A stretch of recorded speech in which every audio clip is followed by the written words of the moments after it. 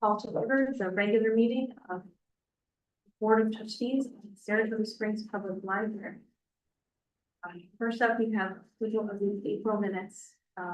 There was a second draft that came out today. I believe everybody saw that. I have to apologize to Tanya because I corrected the time, the German time that she listed, but she was correct. So I had written down 5:45 my agenda because that's when we were aiming to the end. But it actually ended at 5:27 miraculously. Sure. So if we correct that, and then also that last item for adjournment is listed as a Roman numeral 12 and should be a Roman numeral 13. After that, I'll be satisfied. So we want a satisfied secretary. Somebody like to make a motion to approve the minutes with the edits that Terry described? I'll move every two. I second. It's all in favor? Aye. So we have approval of the expenditures. We paid checks 74564 to 74659.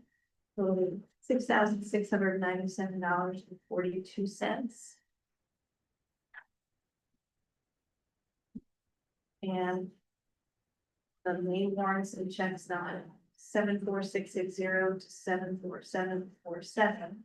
Totaling $578,573.93.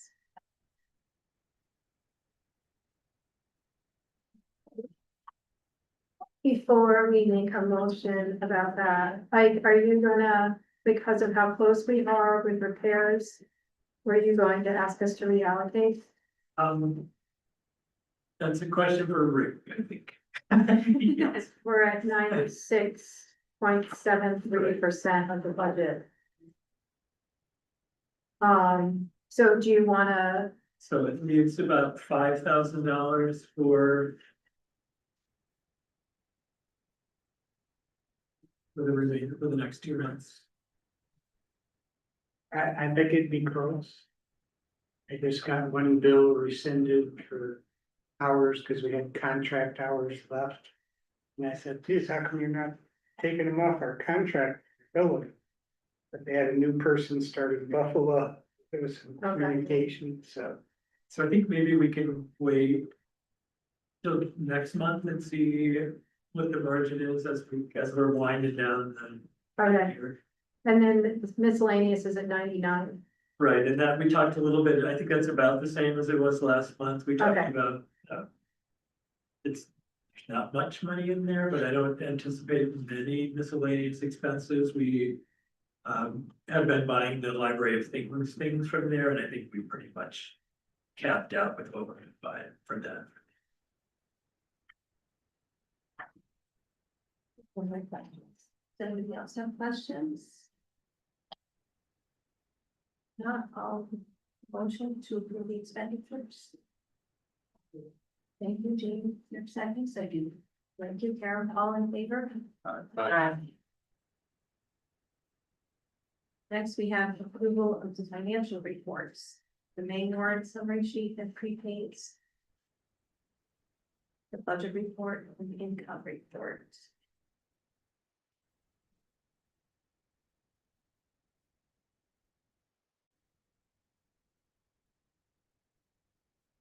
The income report, there was over $10,000 under miscellaneous.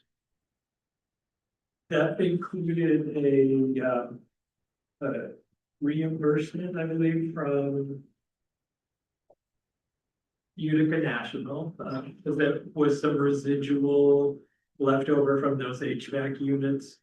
And then we are in a program where if the group experience is good enough that anybody who is participating in the group gets a dividend. So that includes $6,000 or $5,000 for a dividend. So Is the construction grant reflected in the income report?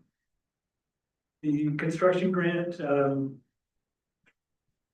should be, I did not. It's Yeah. down in the bottom in notes, but it's not in but the it's, table. but it's not, it would be in that grants and aid, so it didn't make it out to.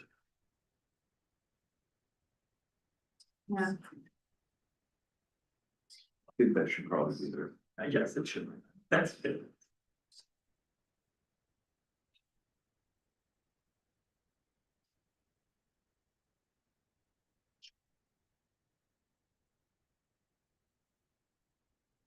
Although we'll see where it winds up when the auditors have their rate. In terms of. When it was meant to be.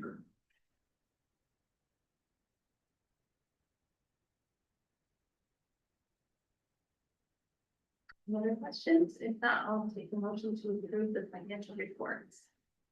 Thanks, Terry. In a second. Second. Thanks, Frank. All in favor? That's with us moving the money into the Yeah. account. Okay.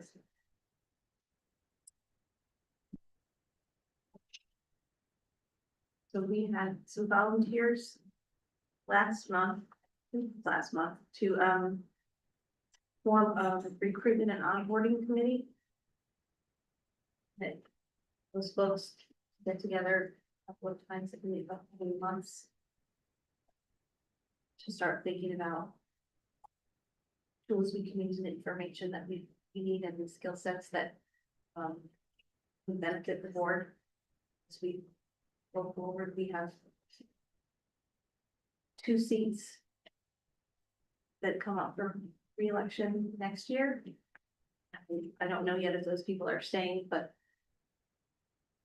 I think we'd like to have kind of more of a continuing conversation about the needs of the board and what information we can provide to prospective candidates about the responsibilities of serving.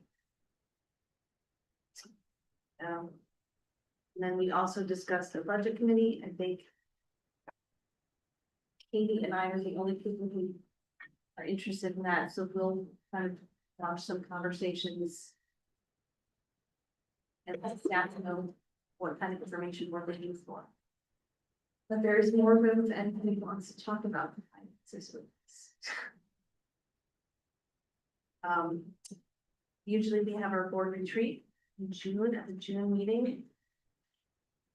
We may be missing a couple of people, so I'm wondering if it makes sense to push it to 1 week after the board meeting, which would be Monday the 15th or possibly Tuesday the 16th. I can send out a doodle poll for that, so you don't have to figure it out right this second. I wanted to put that on folks' radar. Would it be at the same time? I would do it at the same time.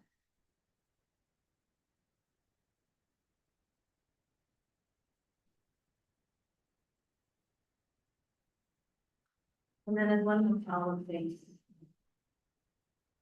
To the budget committee stuff, I wanted to let trustees know that you're looking for things for your continuing education hours.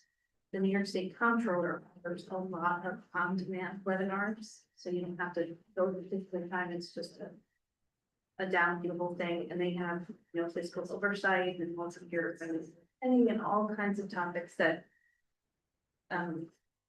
just kind of introduce at a very high level of it.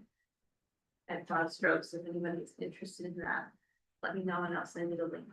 Are those approved for us since we have those restrictions? Do you know? Do you know if New York State Comptroller stuff is approved for us as continuing?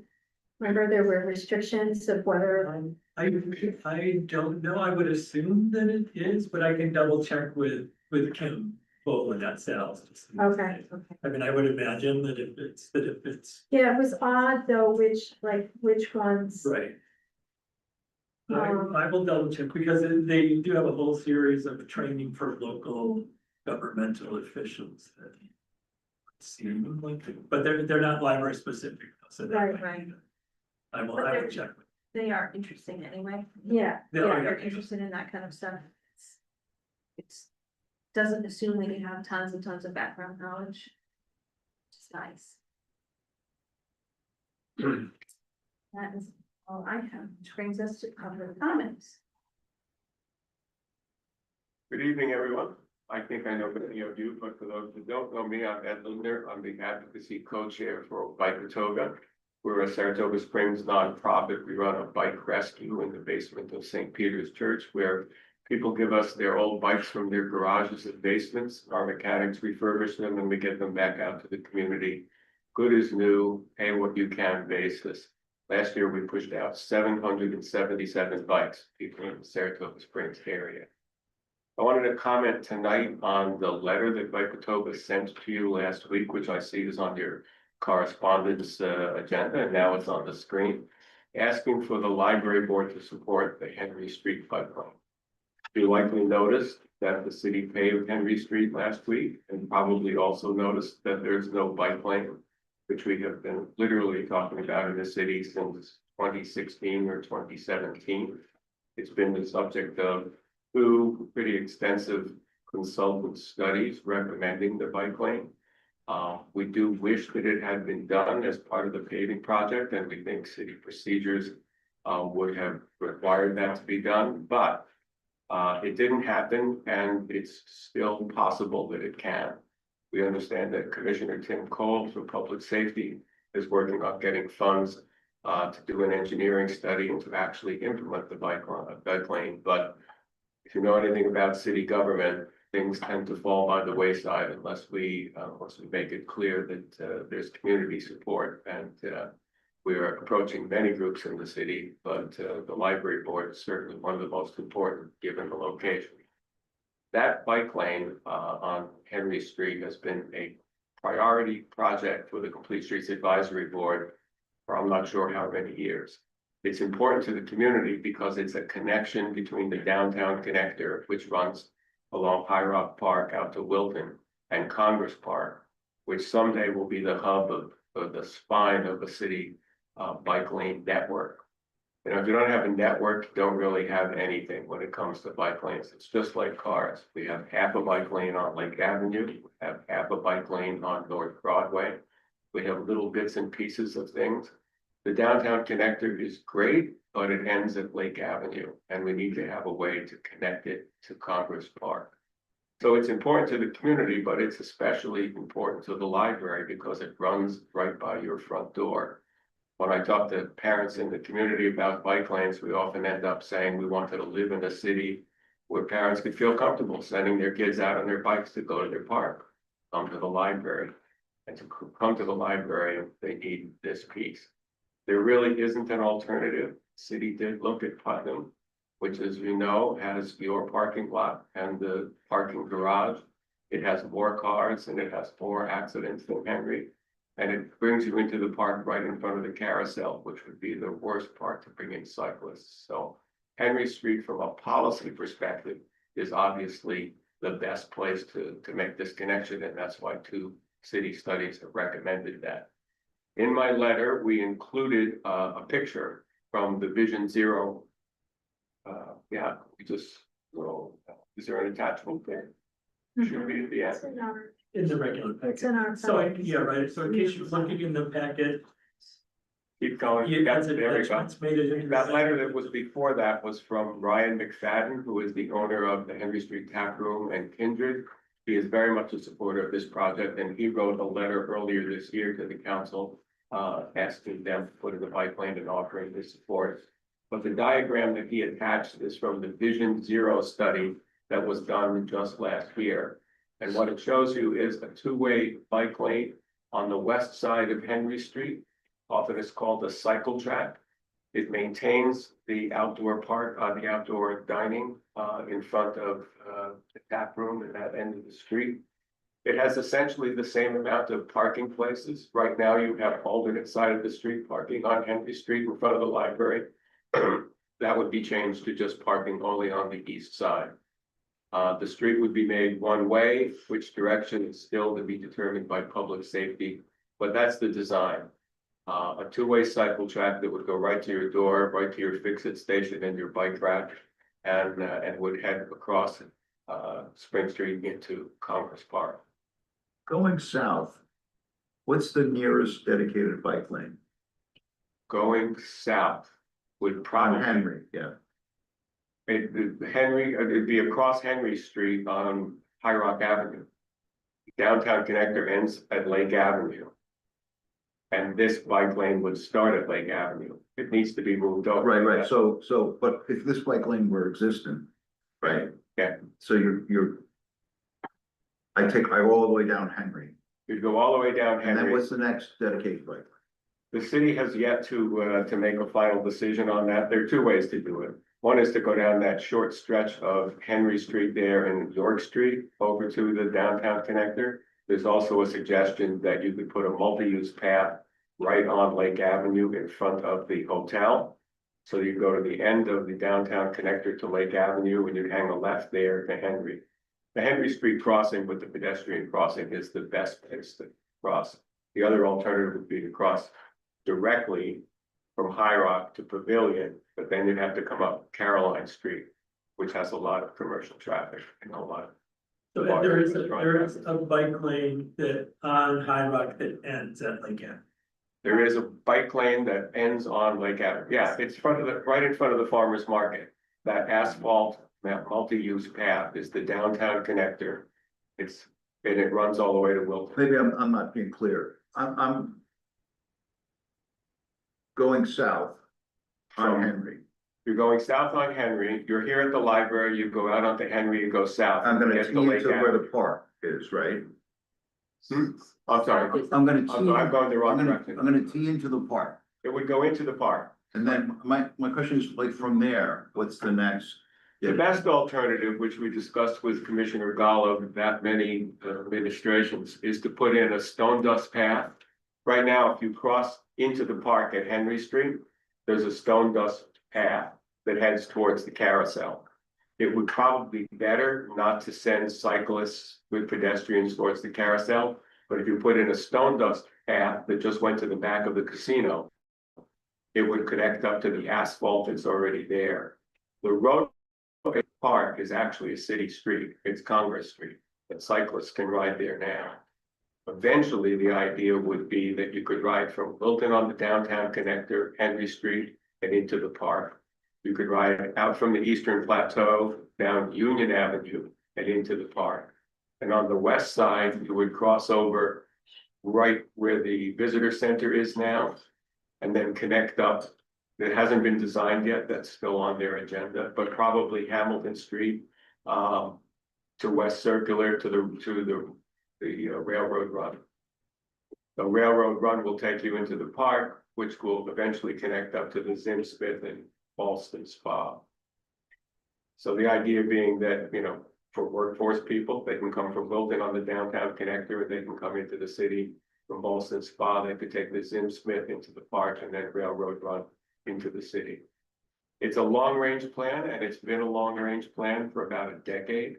But you can't build a network all at once. You have to build it piece by piece. And frankly, this particular bike lane is perhaps the easiest and most critical segment of the whole network.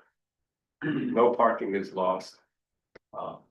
It's a straight job. It's not an expensive job. And as I said, I think the council is inclined, or at least Commissioner Cole is inclined to go forward with this. But we would like to encourage him and let him know that we think that's a good idea, and we hope that you do too. And the engineering study, so an engineering study was not already done when they did the others? An engineering study, a preliminary engineering study was done in 2019 when they did the pilot project. You were here then, you remember, Yeah. they put cones down everywhere. And You that can was the find other, that drawing that on was the the city other website. direction, right? That was assuming the bike lane was gonna be on Exactly. the east side of the street, not the west side. Exactly. So the new plan is the same plan, it's just been flipped to the other side of the street, but there's no engineering drawing for that. Right. Whether or not you really need an engineering drawing to paint a straight line down 4 blocks of the city, I don't know. We were told for years they would do it with a survey. But the point is, they're moving forward, and whatever they think they need to get done, it's fine with us. The point is they need to do this because you know how things work in the city. If they walk away from this, they will not come back. It just falls off the table. And that's our concern. So we need to raise public awareness. So we have Ryan McFadden, Sustainable Saratoga will be writing a letter. Some others have told me they will be writing a letter. And of course, Biketoga will be supporting this.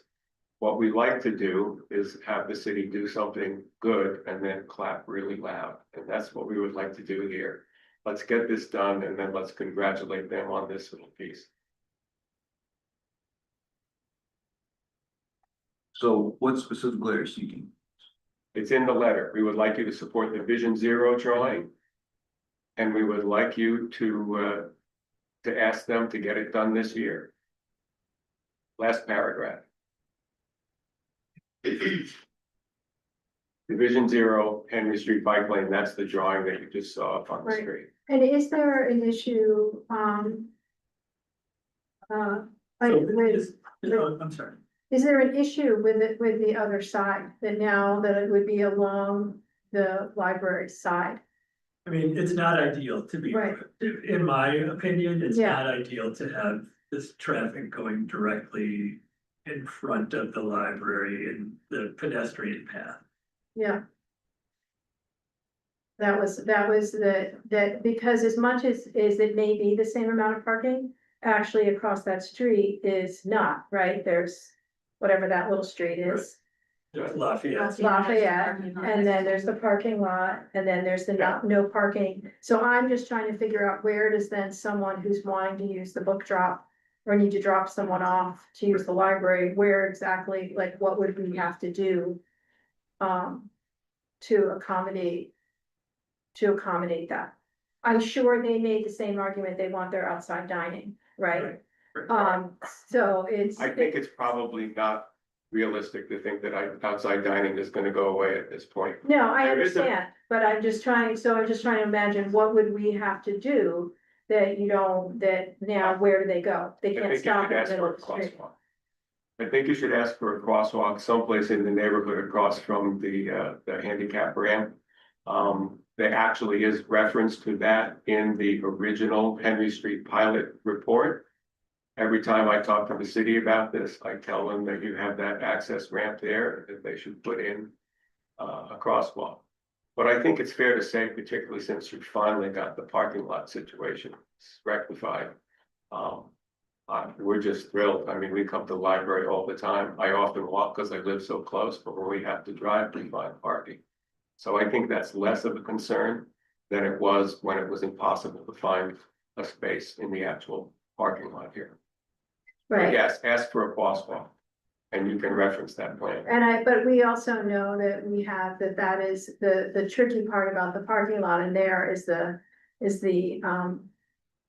that is actually the easiest way for someone who has, mobility issues to Right. get to Right. because of how long. The short, Right, that one is, so I think we would need to think about how we would, I mean, the other concern is that, yes, we've remedied a parking lot situation for people who live within the district, which creates more competition on the street and the surface lots for people who live outside the district, who are competing now with library staff for places to park. Yeah.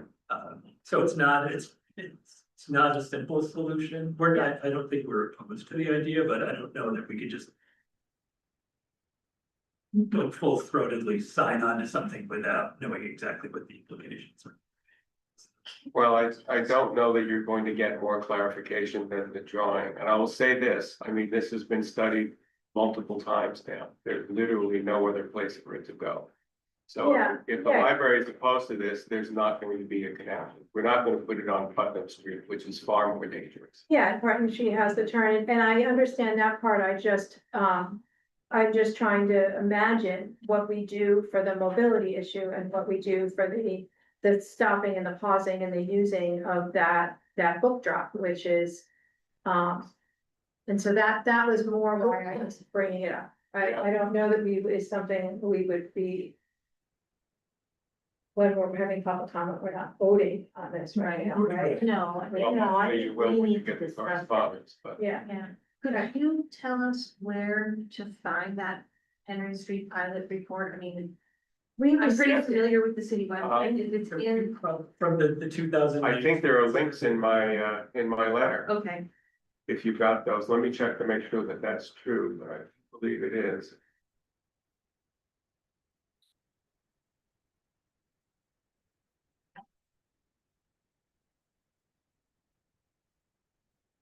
He's open to. Yeah, there's a link to the Henry Street pilot and a link to the Vision Zero plan in my letter. I think I printed it, so then when I was reading it, I didn't tell for things.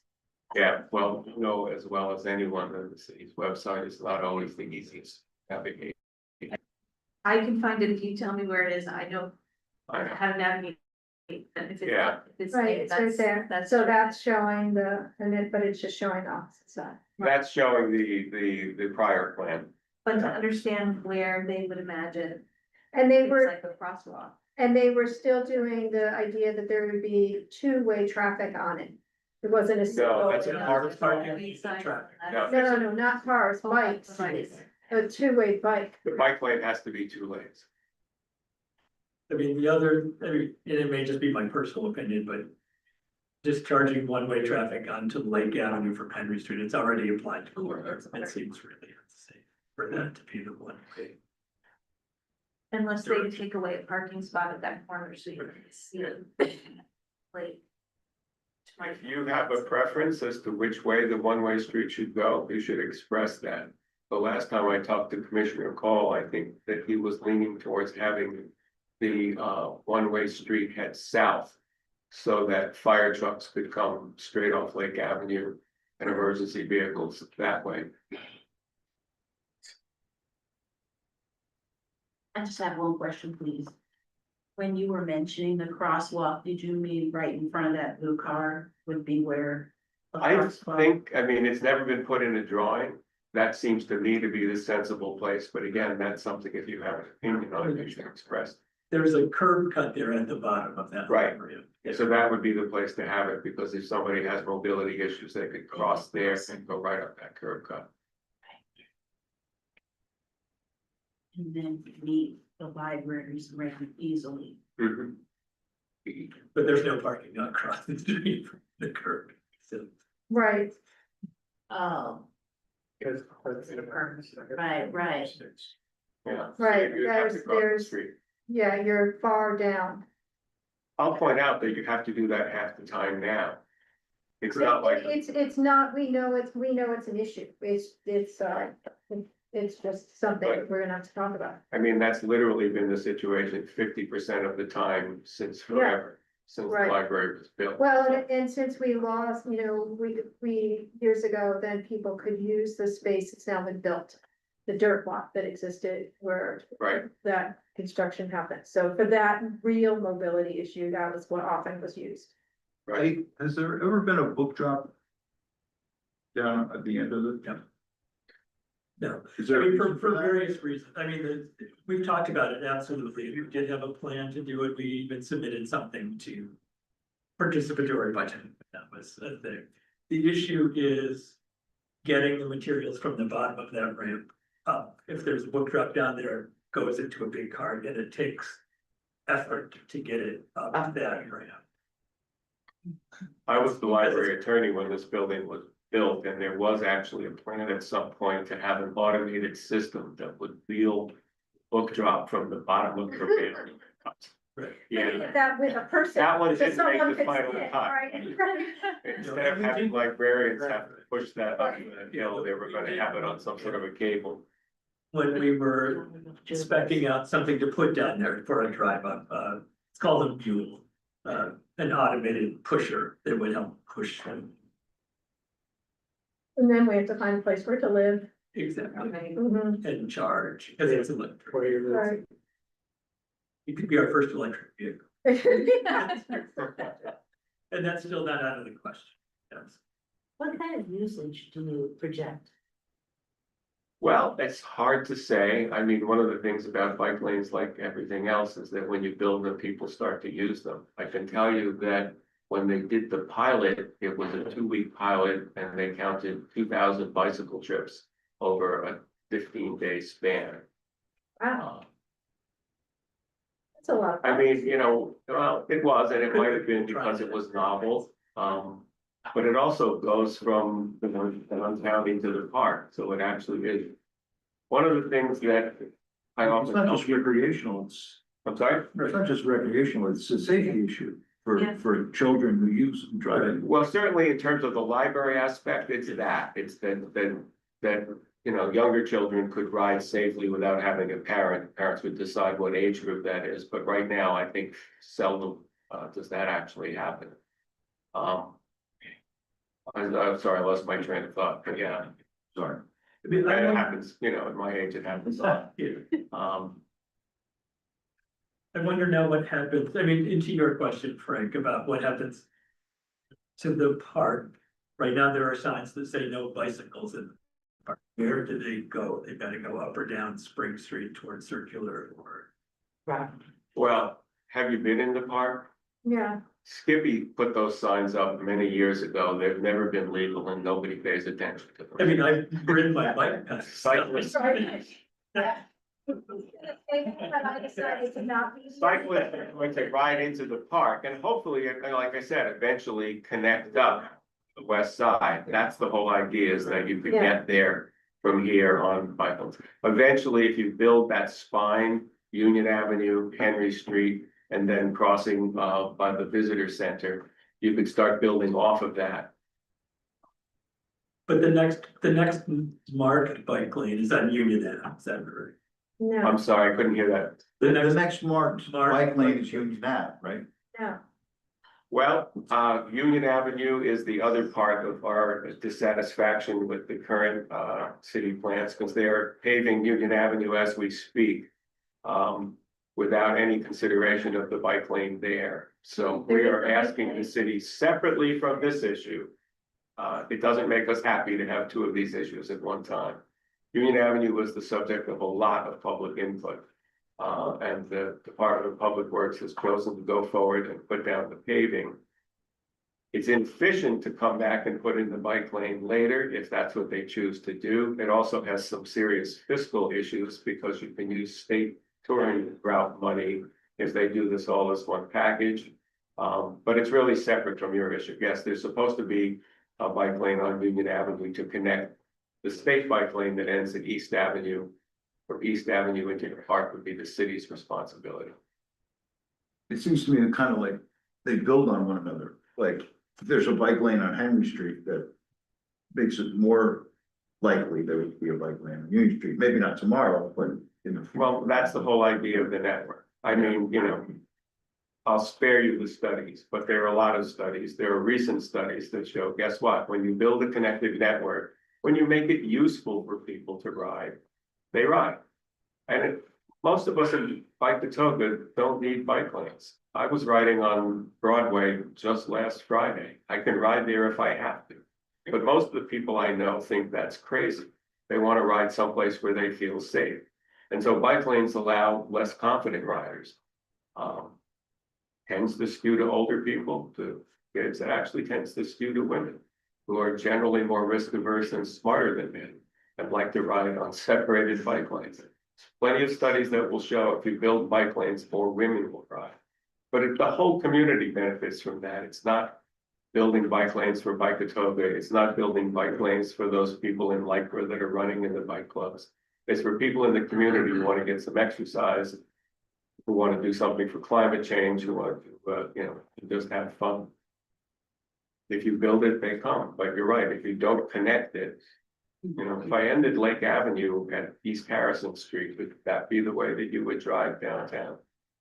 You wouldn't. You'd find another way to go. And that's what cyclists do. They wave their way on a lot of the other streets because they can't get from the end of the Lake Avenue bike lane to downtown. They can't get from North Broadway to downtown. There are connections for all of those things on the city's website. You can look at the complete streets maps, which were updated in 2022. We just need them to build some of them.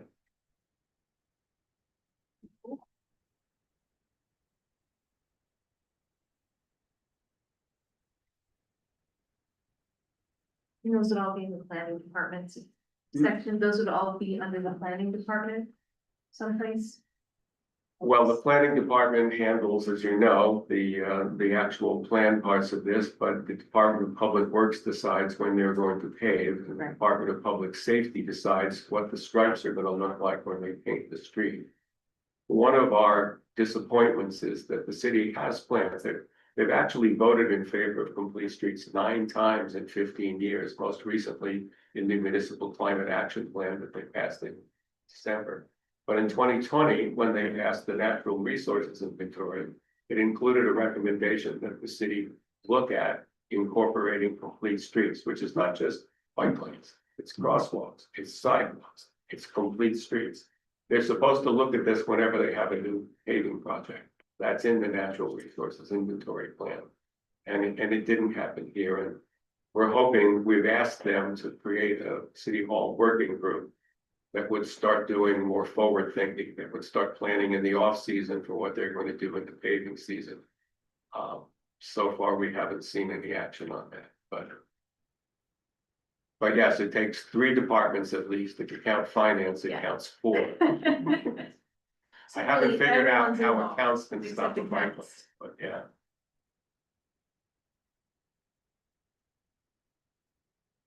Any other questions?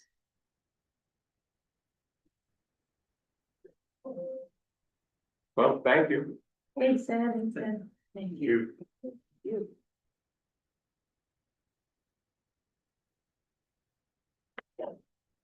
We have correspondence and communication.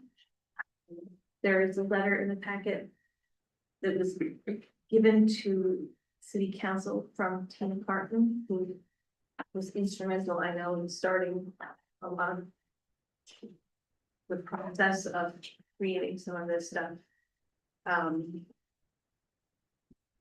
So this letter was meant to be in the packet. You all got it separately Yeah. from the packet, but the other 2 things are the supporting documents. So yeah, there's the letter from Brian McFadden, there's the letter from Tina Carton. And then there is a letter from Don Whalen.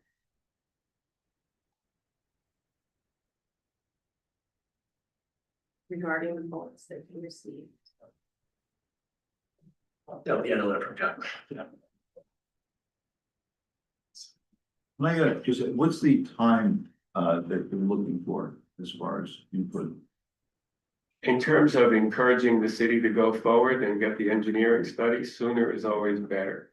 There's no plan on the table right now. And there will at some point have to be a public hearing because you can't make a street one way without a public hearing. But I'm gathering letters of support now because we want public safety to understand that there is community support for this and they should take the next step. They should get the engineering study out. So if it can't happen this week, whenever it can happen would be great, but the sooner the better.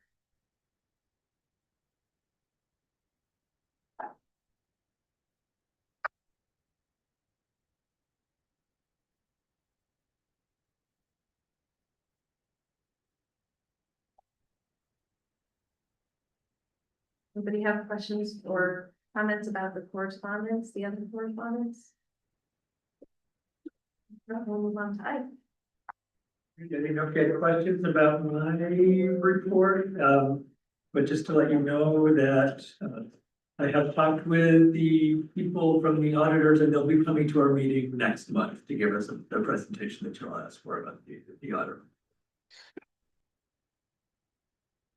There was meant to be a small reception in honor of Judith Schmelzer that's been postponed until sometime to be determined yet in August. In the meantime, we received a check from the Friends for the first $20,000 of the gift in memory of Sean Nolan, and a second check for $20,000 and change will be coming soon. Apparently their bank wouldn't let them write a check for more than $40,000 in one go, so they're sending it to us in 2 separate checks.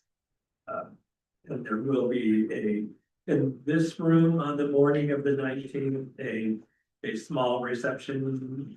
The Friends have reserved the room to thank. Pardon me? The 16th. The 16th, oh, I'm sorry, because, and then there is a plaque that will be hung downstairs.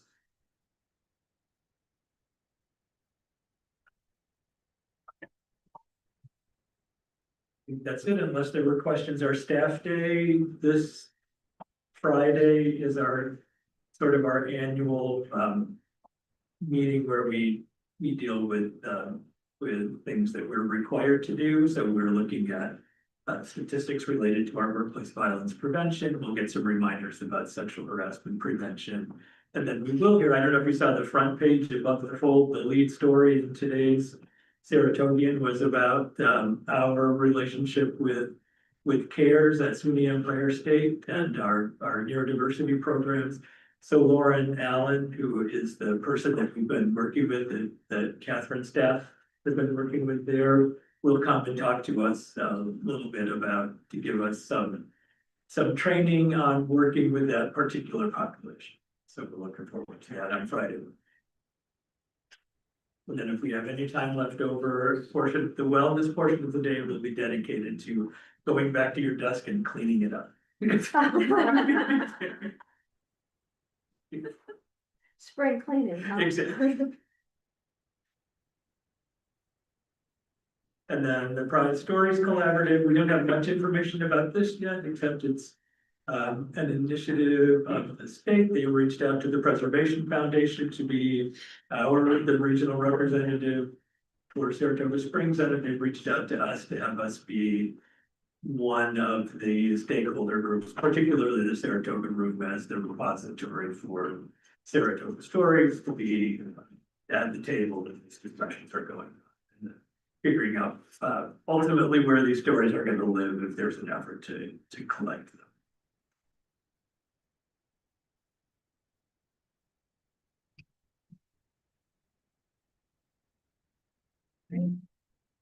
Where's Jen?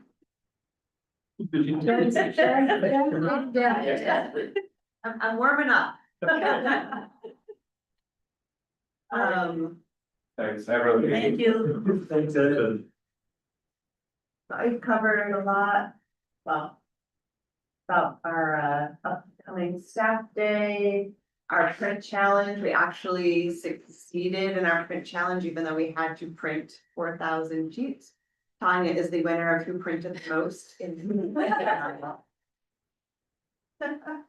She went from like 0 to 4,000. And then continuing education, I spoke at the Public Library Association conference with some of my colleagues. You just never know who's going to be in the big giant room with you, and it happened to be the editor for Library Journal, which is a publication that we get here, that it's one of our professional journals that we get, and she wrote a nice article about us.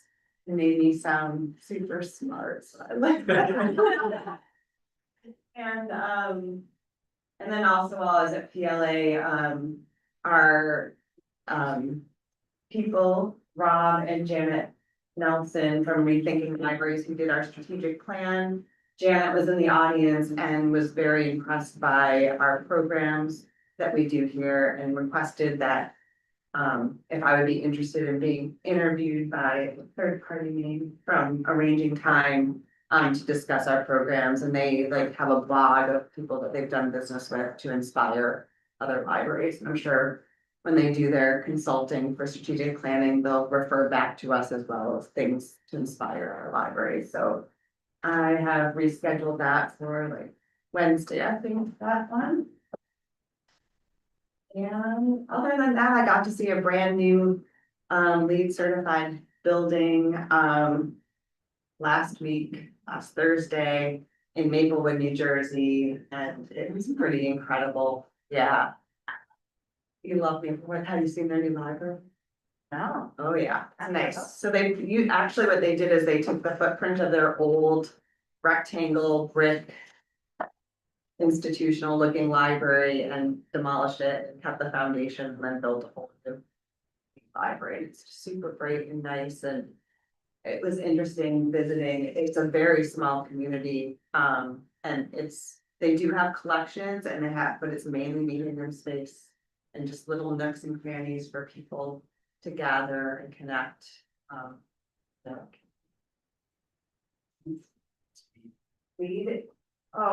It's basically like an environmental way. It's like I actually don't know what it stands for, so it's not fair, should look that up. But it's like benchmarks they have to meet for buildings, so you have to like, you have to try and build with local contractors and repurpose supplies. So for example, like on their second floor, their flooring was wood, but it was like reclaimed wood, so it wasn't perfect. They couldn't have planks, so they made little squares out of it, made like tiles out of it. Thinking like that, and they have to, like, there's a staff wellness component, so like they had an indoor hang your bike up bike station there. They had to have a shower so that people could commute to work and then not have an odor problem, basically. They have to have natural light. Temperature is probably a lot of natural light. So it's a certification. It's a But green you building. get, Yeah, you green get, building. yeah, and you get points. And you get So points, there's, yeah. They there's, were gold. Right. certified, so they're high up. Leadership in energy and environmental design. Thank you. That's what I was gonna say. Oh, and it's also, we did it with our, when we built our house, we're LEED certified, and it was, but it's everything like the water coming off the roof and how it's collected and. Yeah. Um, They have a green roof, they have, yeah, Right. green gardens. yeah, it's an interesting. Interesting thing. I mean, I'll say yes, Carol. Caroline, question. I was just gonna say, it could be a silver, gold, or platinum level certification. Mhm.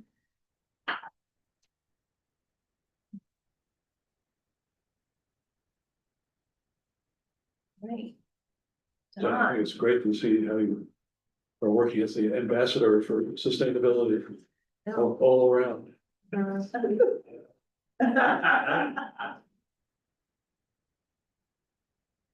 Let's save energy by killing the internet.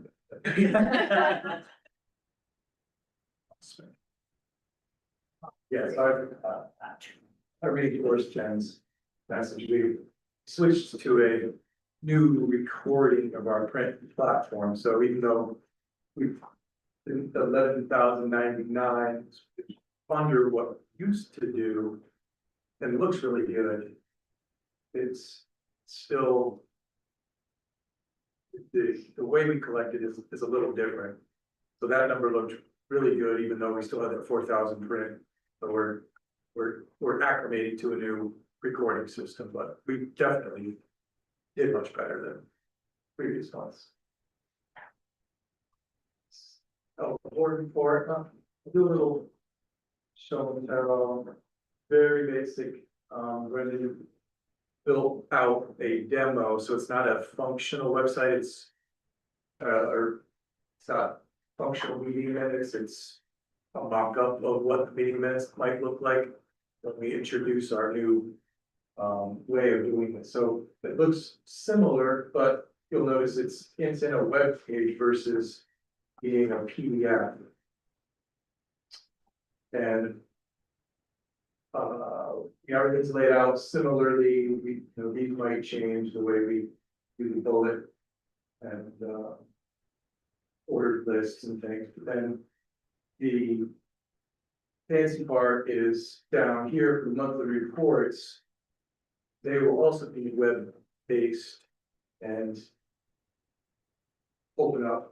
So we would go back and forth, or will there be a way to continuously scroll through? we can do either. There'll be a printable thing that'll be continuous. We Okay. could probably, he didn't know which way to do it for the mock-up, so it actually just opens up different pages, but it's probably easier for me and everybody looking at it if we just continuously scroll, so that might be the way we land for showing it off, for the. Yeah, right, I just wondered for the future.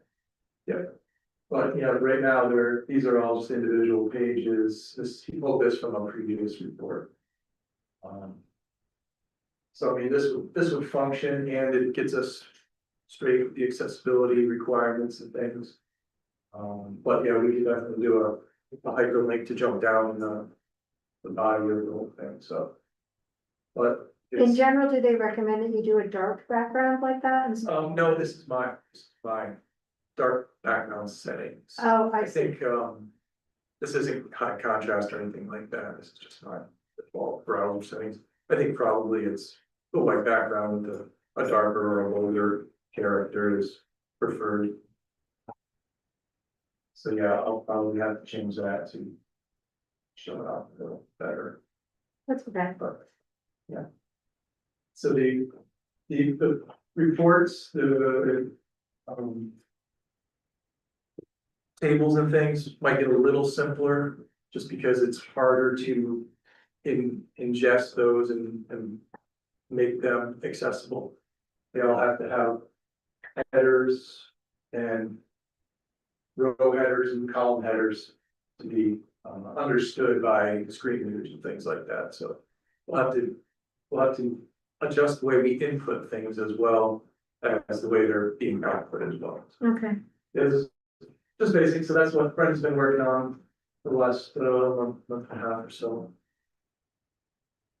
And virus training, we're working on a solution for that with our new tool we have, so that the librarians can sit down anywhere, anybody with a laptop can sit down and print on our secure staff wireless internet. Won't have to go back and plug the computer into their desk and wait to print until they get back. And we have, I think, we have a cookie issue. I don't know if it's come up. It's kind of hard to explain the nitty gritty, but everybody's seen cookies on websites, and you've probably seen the pop-up saying, confirm your cookie choices. Our new big card catalog or public catalog had a cookie implementation that was a little robust for a lot of our patrons. They put a cookie banner at the bottom, and it was kind of a faded out cookie banner. You couldn't really see it, so people didn't know you had to click it to bypass it. It locked the rest of the screen. So JA made an adjustment, and we have that in place now, so it's a lot more functional now. Now we're just tweaking the way that people access the cookies to accept their level of engagement with, cookies. We can have functional, and you can have tracking essentially. And so you want to let people opt out of that tracking ability. And that's the one that will get you, when you search for socks, and it comes up everywhere else on there afterwards. That's in process right now, JA and Clarivate. It's an interesting end of the month flash. Mhm. Any questions for Dawn? Thank you. Let's move on to Trevor. I'm sorry, I didn't have my nice big pictures of tables that I used to have. Part of that was in response to the fact that my photos, they were just screenshots of tables that I cropped down. It wasn't actually data that could be used or manipulated or read by any kind of reader anywhere. So kind of shifting gears a little bit, I just switched to report on here's what happened this month. So if anybody really misses that, would like to have some historical data, comparative data, I would be happy to find a way to put that in. If you really want these circulation stats and other little bit of details that show what we've been doing in the circulation and tech services departments. In addition to that, I just wanted to highlight Sarah gave a presentation at the Saratoga Senior Center at their Memory Cafe about her creative writing program she does with literary and memory care. So this was similar to the presentation Sarah gave to us at our staff day this past fall about what she does, how she is able to get a group of people in the moment, in the now, and they together write a story, and how it's been beneficial, and how then family members of these folks get a copy of the stories that the group has written over time. And so that was really nice, because the Memory Cafe is for just to benefit those folks who are caring themselves for people with memory care. So it's become this really kind of neat, I don't know, this neat sort of circle of communication that's grown out of her efforts. Then one other thing, Jen O is on fire. I know she's really looking forward to getting out about the weather gets better with the mobile library, so I expect to see her out. as the weather gets much nicer. And Mary Ann Rockwell came to me, it was funny today. She said, I want to apologize. She said, I feel like, my report is lacking something, and I feel like just in the past couple of weeks, I've had 4 students, current and former, that have, come to me and mentioned something, a success story. One was a student has just been accepted to a master's program. Another student mentioned that she was at a school function for her elementary school age child, and she was chatting with another mother and said, I talked in English for almost 2 hours with this person. So we've got these big, huge successes that kind of exist. She said, would you like to hear about these? And I said, yes. We'd really like to hear about these things. So, and hopefully next month I'll have some fun news for myself to share. So I was part of a team that I've submitted 2 program proposals to the New York Library Association for their statewide conference that's taking place in the fall. One about, the current resurgence and why horror, the genre, is very attractive to us, as a wider culture, and another program that's kind of has a more traditional readers advisory focus, but with a focus on different genres.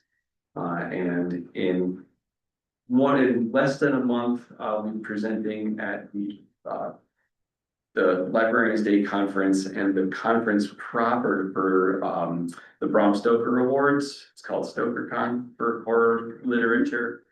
So that's going to be in Pittsburgh. I'll talk about that a bit, and from those efforts in there, hopefully I'll have some news about some exciting programs coming up over the summer related to the Horror Writers Association Summer Scares Initiative. So I'm not going to make a liar out of myself. I'll have some really cool things to share with you next week about that. So there are any questions, Val? All right, well, thank you. Thank you. Matthew.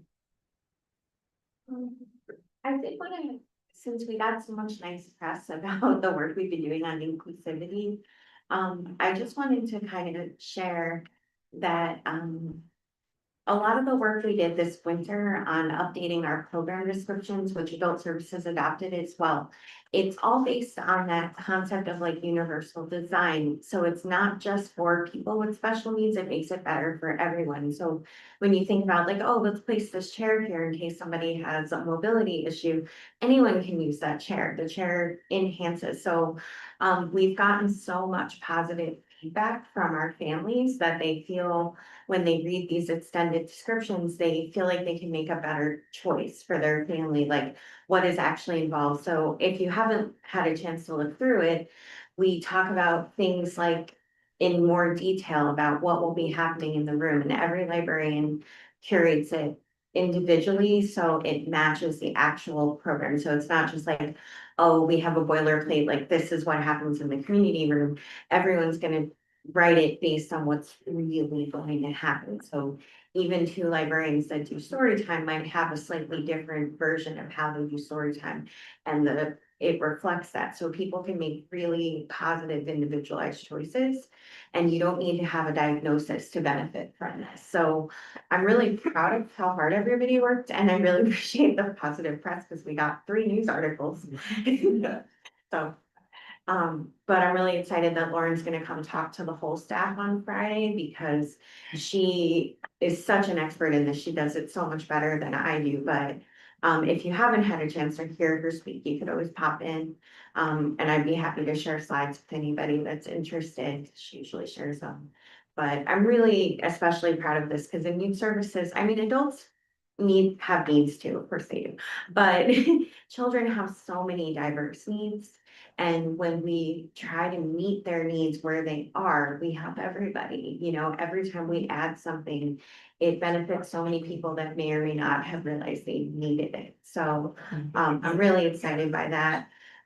Christine's also been doing a lot of work on the new, like, kind of return of phonics that the New York State has been doing, and you may have read some articles recently that it's not going well. I don't know.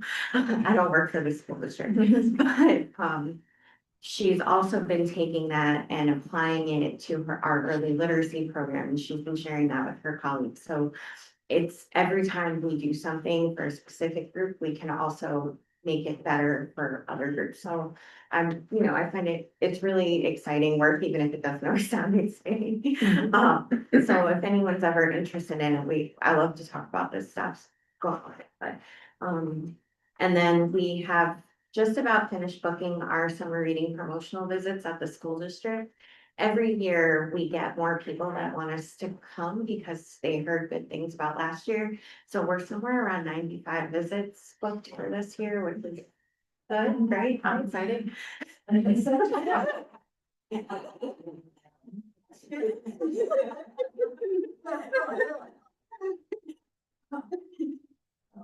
So I think we're gonna have a really fun summer and we're getting ready. I'm really excited. We're doing a lot of fun work.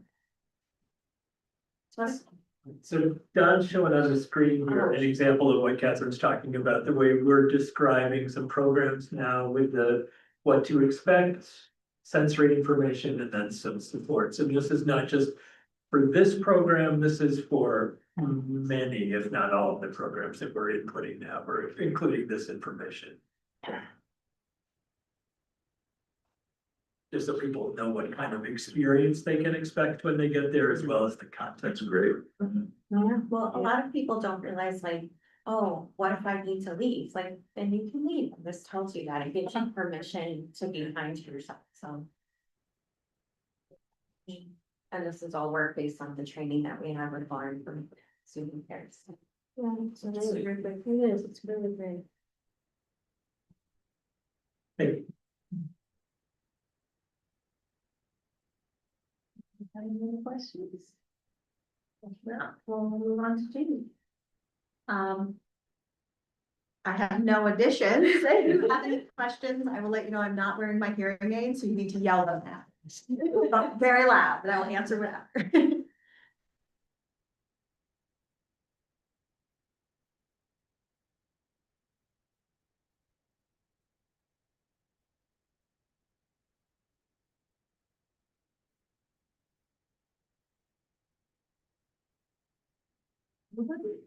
My question was, I mean, I do read all of the pieces, but then I got to Rebecca's book and it's not showing what it Well, I is. know, it's the So, cover of TJ Klune's new book. okay. Yeah, So then are you okay? I figured it must be TJ Klune when she Yeah, said that, yeah, and I also thought, yeah. well, someone could have thrown him in as a character and I know, it was working when I first had the report made and then all of a sudden it stopped. So yes, it's TJ Klune's new book. I can't remember what the name of it is, but it's about an apocalypse is happening Right. and a couple is traveling like across the country. I haven't read it, but apparently it's depressing. So He has been writing some impressive work.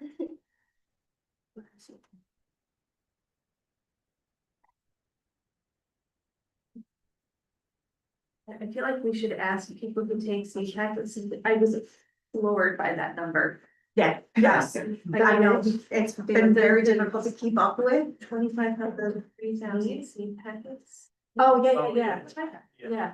Should have a little note that says like, send us pictures of what you grew. I know, Yeah, like, that's amazing. Yeah. There is when people like Gina, sometimes in the morning will do it, and like there are people like as she's putting it up, reaching and like yes. take it. Yes, Wow. it's crazy. It's also that you didn't really put them in the ground yet, right? So like you're really that far ahead. Amazing. Great. Is it We Burned So Bright? Is that the? Yes, Yes, that's it, TJ thank Klune. you. We Burned So Bright. Yeah. I've been needing not depressing stories. To wait till the weather's really, really nice. Yeah. Depressing. All right, if nobody has any other questions for Jamie, we'll hear from you. Well, lately I feel like I've been an MMA fighter or something between the insurance company saga.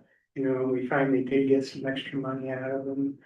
Really now is busy time for seasonal changes and negotiating with contractors, because as you know, gas prices, travel costs, healthcare costs, everybody's fighting you saying, hey, I need that 15%, and I'm like, no, we can't pay that 15%.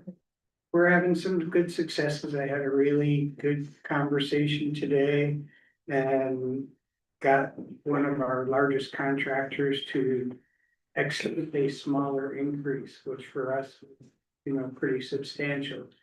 So we do a lot, we've grown a lot with them and we've done a lot of business at StarTech.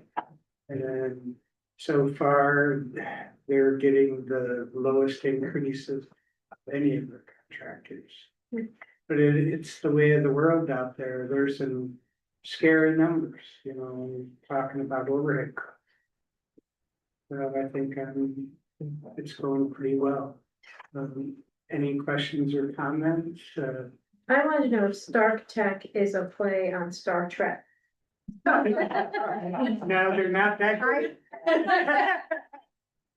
time I read it, my eyes just. They're buying their, you know, it's a company out of Buffalo. And they kept moving east, but now they're going in other states too. Okay, so Stark is maybe one of the people, They're, yeah, original people. original people. They're buying solar, they're buying security, they're buying fire, they're looking at fire protection, because they don't really do that right now. But they're also controls engineers, HVAC, cooling, you know, they're just expanding into everything. I'm like, how many? They bought 3 companies last year. You know, and these aren't small places, but it's economies of scale. How do you scale? How do you keep your margins? Because you can buy in larger quantity. But they're definitely having some growing issues with when it comes to billing and communication. You know, on the local level, it's great. But when you expand, you have to go back to HQ or something. It's a little discombobulated. But I depend upon them. I really do. They have some people that you just can't find. And their service, when you tell them, I'm down, we'll be there. They're pulling somebody off another job, they'll be there. So I'm happy. They've been good for us. My mental well-being anyway. Anybody else have questions for Rick? Oh, so we'd like to tell it. Just a few small updates. Rick and I had a bunch of interviews last week, but only 2 showed up. So, we had some difficulty with cleaner interviews last week. Nobody showed up. I have 2 cleaner interviews this week, and I have a building monitor interview early next week. So hopefully those work out well. And I finally nailed down open enrollment for our staff. So it'll be the 22nd to June 1st. So I'll announce that at our staff day. Other than that, we have 2 new people to apply.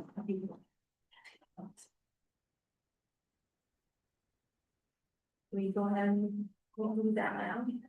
I have a motion to appoint Christian Fuller, cleaner, part-time, and then Colby Trisell, don't you Trisell, building maintenance worker, part-time. Got it mixed up. I move to appoint Christian Fuller and Colby Tressel. So. Are you all in favor? Aye. Just a note, our cleaning supervisor said Christian is doing a phenomenal job. He works at Empire State, has a building over there. And some vet bills motivated him for additional work. Yeah. And she said, 2 days in a row, wasn't a spot on the mirror. I mean, he just flat out good. So I was like, wow, can you call him? Yeah. And Colby started this morning, and Yes. I don't know how he was with you, but when he came to do onboarding with me, he was so enthusiastic. He thanked me again for hiring him, which doesn't happen very often. Yeah. So he is super excited to be here, so, which is great. So, I just wondered, when you say part-time, what percent of effort? It's different, every position's a little bit different. Okay. So it's under, typically under 30 hours. It's, It has to be under Okay. 30 hours, Okay. yeah. they're up to 30 hours. Yeah, but that's not That- usually, That's yeah. not, That's just like civil service wise, it has to be under 30 hours.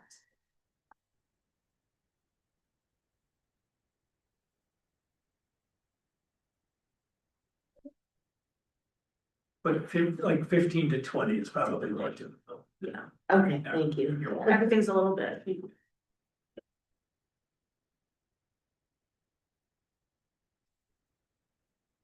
I'm scrolling in my.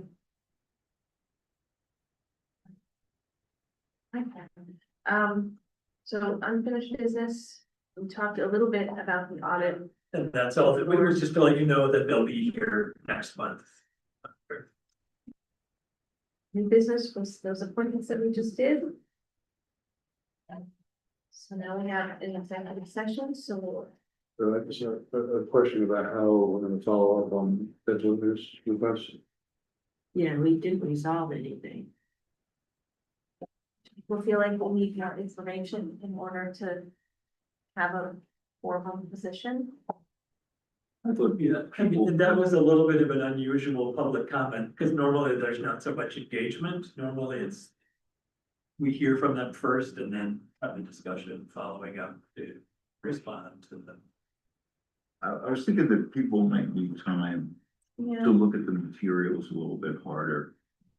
And maybe maybe something unfinished business, For next time. yeah. Yeah, and Maybe, I mean, maybe we just, could have more of our ducks in a row about that, it's a lot to think about, right? it is, I feel like it would be helpful to me. To go back and look at some of those older reports and knowing. The pace of how the city would work, I know they have designated engineers that they can call on so that they bypass some of the contract process. But. I would be surprised if they had all of the financial pieces together to move that forward on the 19th. That's next Tuesday, I mean, maybe, but they would have to have it all organized by Thursday or Friday of this week. It's a window in city terms. So the next meeting after that, for them to even have those pieces in place is June 2nd. Right, but we don't meet before that, so if you have a strong feeling about it, you're gonna miss potentially the window.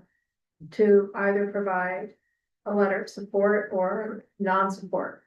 I mean, my feeling is that in concept, we're 100% supportive, right? Because it helps us meet some sustainability goals, it calms the traffic, and, it works for us in multiple ways, but I think without specifics, it's hard to say. I mean, we have a preference, I have a preference, I don't know if my preference would be the preference of the board, that the bike lanes not be directly in front of the library. Right, but it sounds like that isn't, that now But isn't. why, you never said why, Because not on the other Henry, side. because Henry Street Tap Room has, They have the outdoor seating. Yeah, Because that's everybody else has a which different goes- preference, we don't get to express what our preference. Right, well, that's what I mean, like. well, that was kind of why I was asking, because it isn't the same thing. It's a totally different. There's plan. more parking on our side than on the other Right. side. Right, there is, and it also means that no one can pull up, which was why, but it sounds as though they are not going. You might have a different feeling about it, but they would then be going against. That's what Bike Togo's asking for, and that's what they're getting support for. So if we requested the other, we would be going against that. Against. We would be asking the city to go against what they're asking for.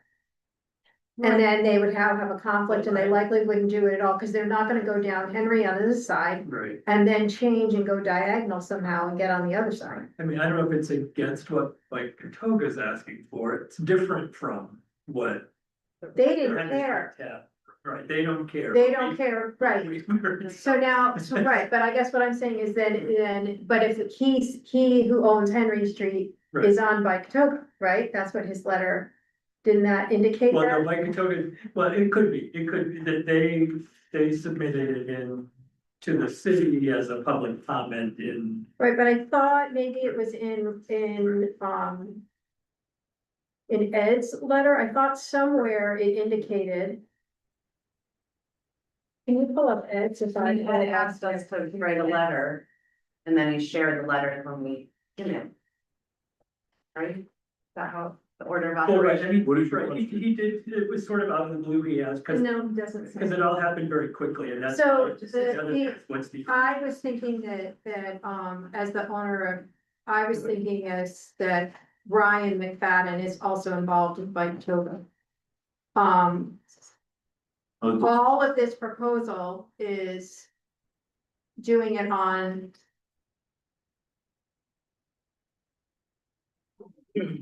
Right, on the west side. and it's only this part of Henry Street. We can't do one way across Lake Avenue. Okay.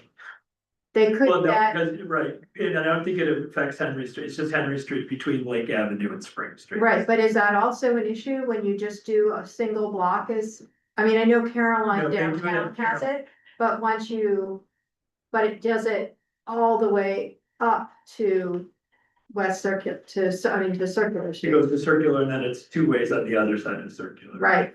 So. So I guess in this case, it would be two ways on on the one, other side. on the other side.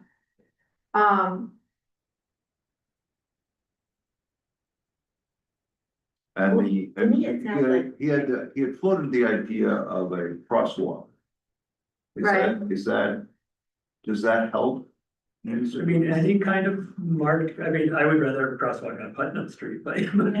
Yeah. But but but if that's they, not the issue. but if they do the cross, they'd have to do it closer to Lafayette, but then what are you gonna put a stop sign? Yeah, that's what you do in bike lanes. Yeah, Right, but that's you what do, to do a stop sign at Lafayette when it's one way coming down. Well, but the curb cut doesn't align with anything. It doesn't on the other side of the Even our street. neighbor's parking lot, right? It's Doesn't not, align with I think there. I think it aligns with a curb. On the other side, that's between Lafayette and the driveway of the, You mean, so there's no curb cut at all on our whole front of our building along Henry Street. there is a curb cut, but it's, but it doesn't, but there's On the other side. no corresponding thing on the other side of the street. So generally, they don't do crosswalks unless there's a curb cut on both sides of the street. Right, So maybe that's a request is, and they're not, I can't imagine they're gonna wanna do that. Look at what's going on Broadway, those curb cut things, or what they're doing with the sidewalks. It's like, it looks like it's a 50-person job for each. And I mean, or at least that's the argument they've given us in the past about why we can't have a crosswalk on Putnam Street, is that it doesn't align anywhere with, or where the logical place to have a crosswalk, there's no curb cut, and it's all, the driveways are kind of diagonal from each So other. who did this proposal? so that's a Vision Zero thing, so it's a city thing. And they had a bunch of meetings, I mean, it's the city in conjunction with the Capital Region Transportation Council. But it's different It's different from the. what they, Originally. from the original. And So I just didn't know, did someone actually do this, or did they? Do you know what I mean? Yeah, I mean. Yeah, it- this it- was worked on in 2025, and they had a bunch of public meetings. There's one here. About that to solicit input, and it's possible that what people said led to this. Right, so your point, Ike, is that I think that then it was the city in, if it was a part of this vision thing.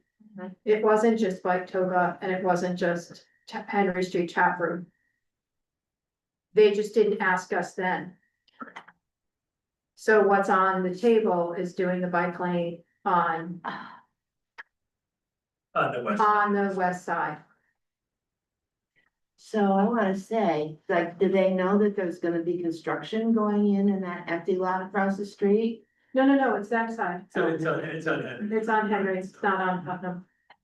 That's what he's saying, they can't really do Putnam because Putnam is a busier street, it's got the turns, it's. There's the garage. And the yeah, so it's like then people don't see when there's a lot of parking lots with their bike lanes, so that's why they want that side. But they want it on the side of the library, what had been proposed before was the other side. I think the other side is better for the library in terms of people still getting to our doors. Right, but I guess what I'm saying is that seems now to be off the I table, know, and I wonder why. because of the parking. Because of the outdoor dining. Yeah, they rent space. But like, we also want our space, so. The other part about the outdoor dining is, oh, because they go down into the street, they don't stay on the sidewalk, they go into a lot. They're in the parking. Yeah. That's so interesting, isn't it? Yeah.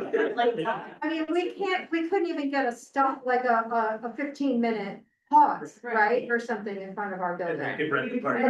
And they can have these huge sections. Out there. Yeah, there you go. And there you go. That's our new coffee shop. That one's a huge one because they own both businesses. Right, so it is, yeah, it's the block. So It's it yeah, becomes that whole block. yeah. Yeah, Cause I'm even thinking just for staff parking too. well, exactly, I mean, that's why I said in my report, that things are different now from Yeah. the 2019.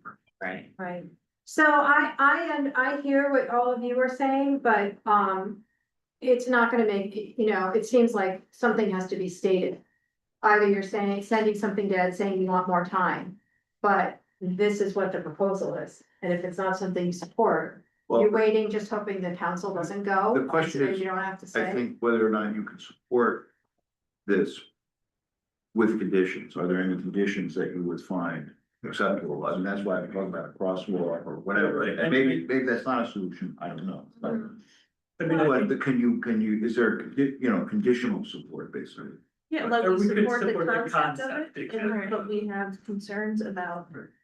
accessibility on that side of the building for library patrons, if we would like to have further conversation with the city about what we can do to be inclusive of that issue. Right, and I heard, I mean, Ed did say, ask for the crosswalk, but you're right, if the issue with the crosswalk is it has to be accessible on both sides of the street.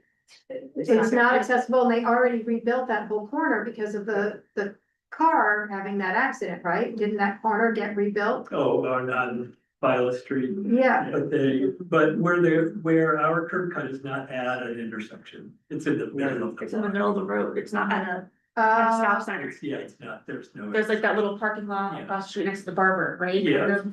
So across the street, there's the lot for that building that Yeah. had the crash.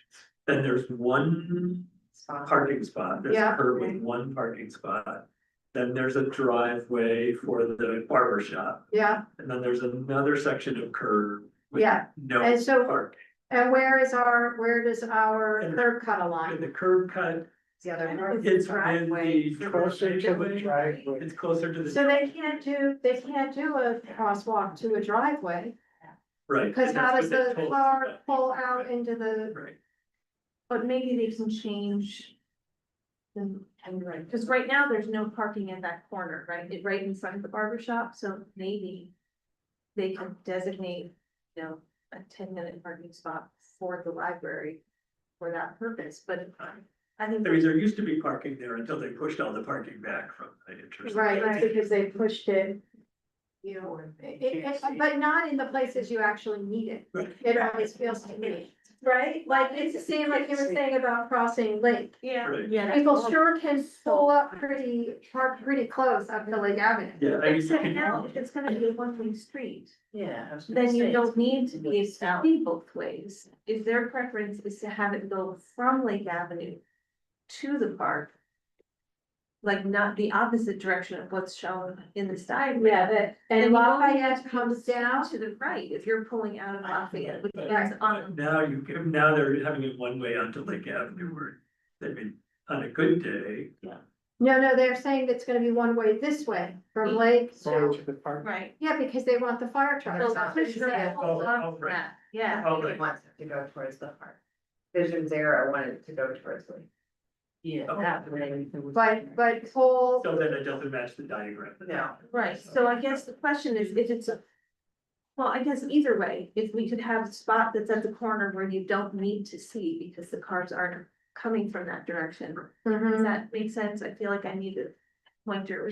Right, if you're coming down Lafayette Street, Right, if you can You're only gonna turn turn left, left. then you only need to see to the right. And if you That's- can only turn right, you only need to see to the left. except the bike lane is two ways. But the bike lane would be But on the it's- street, so you're not gonna hit the Right, you're biker. not gonna hit the bike. You're gonna make a sharp.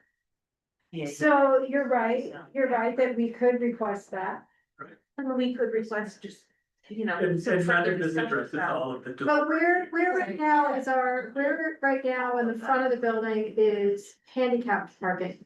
There isn't it. There's none on the There's whole no, there's street. nothing designated for accessibility. Okay, okay. No, on that side of the nearest is Caroline Street in front of Mother Anderson's, and then there's nothing at all on Henry Street between Brickell. So we could ask for a 15-minute spot You could ask, so that someone could pause and use that ramp. Either use the ramp or get up to. but they still have to cross the street. Yeah, we can, but to get the book drop, for that someone could still do the book drop. But they'd still have to park on the opposite side of the Right. street. They have to park on the opposite, but at least there'd be a 15-minute spot that they could potentially pull into. There's.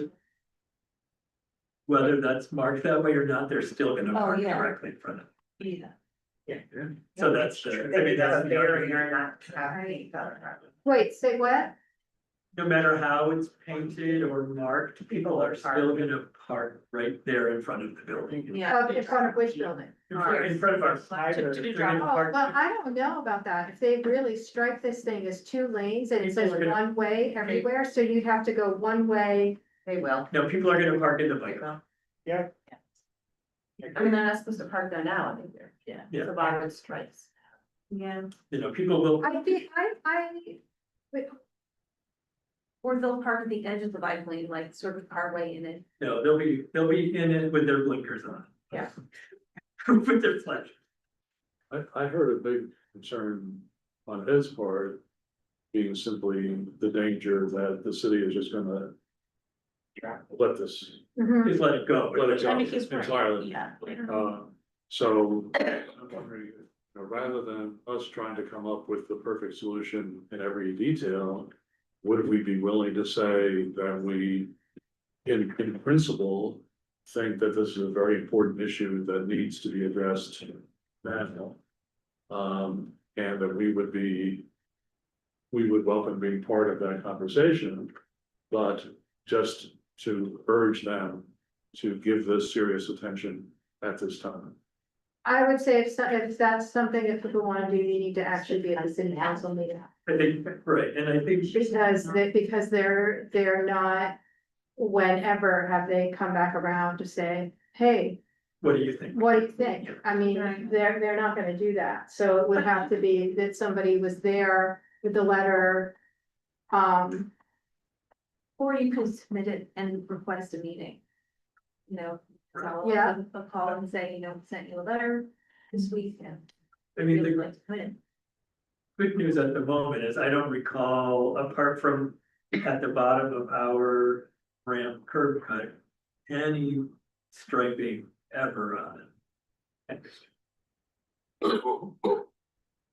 You crosswalks at the intersections and that little, so I don't know that that they're gonna come anytime soon and be painting. Right, there, Yeah, no. it was, whether they are or they aren't, the point is if you have a strong opinion about it Right. and they go to approve it, they're gonna approve it. With it on that side, on our side, not across the street. Well, yeah, I mean, I think that's another decision that we would need to make is, are there certain ways in which this could happen that would be unacceptable to us?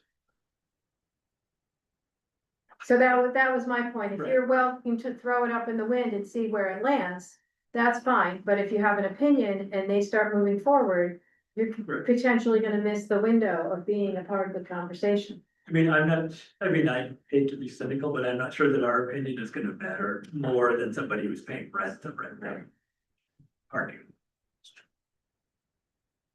What do you mean paying rent? to the park. They're paying rent to rent they're paying money to rent the parking lot down at the other end of. And so that money is gonna be worth more to the city than our opinion.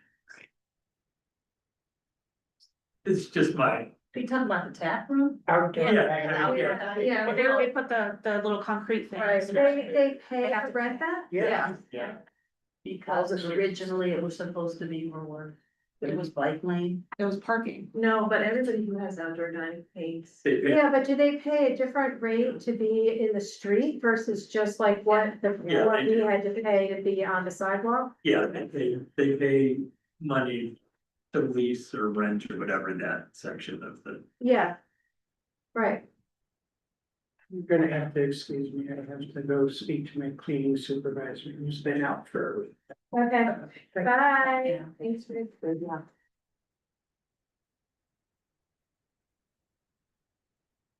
So how do you wanna handle? Is it, Go ahead, what Carol has. I just had a thought.